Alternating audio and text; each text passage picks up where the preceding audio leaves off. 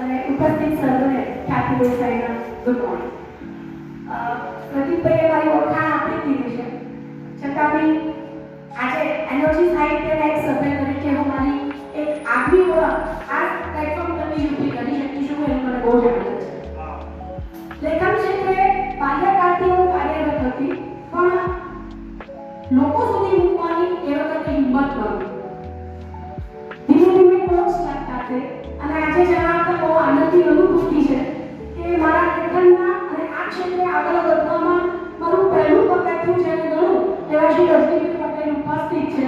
એમણે મારી ઓળખાણ એમની સાથે ફેસબુક પર હતી અને એમનું વાંચન કરતી.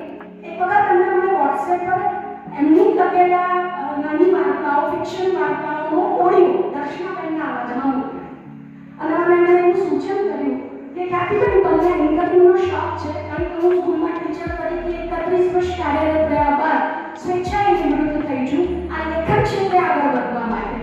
મારા જીવનમાં જીવન ઉમેરનારું પરિવારિક લેખન છે, એટલે કે તમે એન્કરિંગ કરો છો પ્રોફેશનલ, તો તમે કંઈક આવું કરીને મૂકો. અને મને એકદમ ક્લિક થયું એ વસ્તુ. મેં મારી જાતે પહેલી વાર્તા લખીને મૂકી પબ્લિકમાં ફેસબુકના માધ્યમથી, અને એમણે જ મને કહ્યું કે સોશિયલ મીડિયા બહુ મોટું પ્લેટફોર્મ છે, બહુ સક્સેસ મળ્યો મને એમાં. બહુ લોકોએ પ્રશંસા કરી. એક મહિના પછી બીજી મૂકી, એક મહિના પછી ત્રીજી મૂકી. એમણે મને સતત પ્રોત્સાહન આપ્યું કે આટલી સરસ છે, તમે આગળ વધતા રહો. અને ત્રીજી વાર્તા પછી સાહિત્ય સંગીત અને વિશ્વના ગ્રુપના એમડી એવા શ્રી કૌશિકભાઈ સાથે મારી મુલાકાત થઈ અને રાજુભાઈ મારી સાથે પર્સનલ વાત કરી. પછી એની સાથે મેં 60 ઓડિયો શૂટ કર્યા, જે નામાંકિત સાહિત્યકારોના સાહિત્ય કૃતિને વોઇસ આપવાની જે પ્રક્રિયા.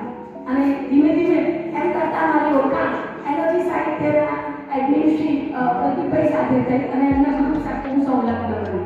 ત્યાર પછી મને એવો વિચાર આવ્યો, અહીંયાના જે સભ્યો છે મને કહેતા તમે ખૂબ સારું લખો છો. દિલીપભાઈ મને હંમેશા પ્રોત્સાહન આપતા રહ્યા છે. આ વખતની મારી રચના મેં તમને સમર્પિત કરી છે, ગઝલ લખવાનો નાનકડો પ્રયાસ, જે બસ આજે ગઈકાલ રાત્રે મેં મૂકી એ વસ્તુ પ્રયત્ન કર્યો છે જોડે.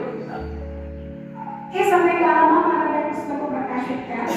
સૌથી પહેલું પુસ્તક જ્યારે નિવૃત્ત થવાની હતી એ સમયગાળામાં તાત્કાલિક નિર્મય પ્રકાશને મને પ્રકાશિત કરીને આપ્યું, ઋણાનુબંધ સંવેદનાની અભિવ્યક્તિ. અને હમણાં જ 2-3 મહિના પહેલા મારું પુસ્તક પ્રકાશિત થયું, સેકન્ડ ઇનિંગ. અને મને બહુ ખુશી છે એ વખતે આ લોકો બધા મારા બુકના ઇનોગ્રેશનની અંદર મેં ઇનોગ્રેશન કરેલું, એની અંદર સંમલિત થયા.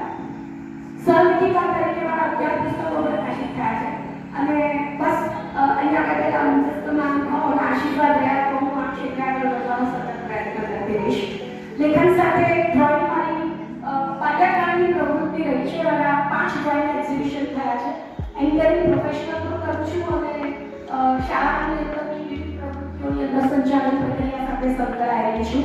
પ્રદીપભાઈ મને લેખન વખત કહ્યું હતું, પણ મેં કીધું કે સર મને છે ને ટાઈમસર આવવાનું નહીં ફાવે, કારણ કે સંસારિક જવાબદારીઓ સાથે હું એટલી સંકળાયેલી છું.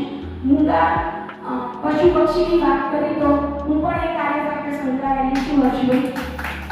અને બહાર નીકળું એટલે સ્પીડ ટોક મને ચોંટી પડે, એની સાથેની બહાર નીકળતા 15 મિનિટ થાય. અને મારા પોતાનું પણ નાનું પેટ છે, એટલે એની બધી પ્રક્રિયા પૂર્ણ કરીને આવતા સમયને હું સાચી નથી શકતી, એ મારી મજબૂરી કરું છું. એટલે મેં એન્કરિંગ કરવાની પ્રદીપભાઈને પહેલથી ના પાડી. બાકી જો મને પણ મળશે હું ચોક્કસ એ એની ન્યાય આપીશ. આપ સૌએ મને સાંભળી એ બદલ આપની આભારી કે ગમે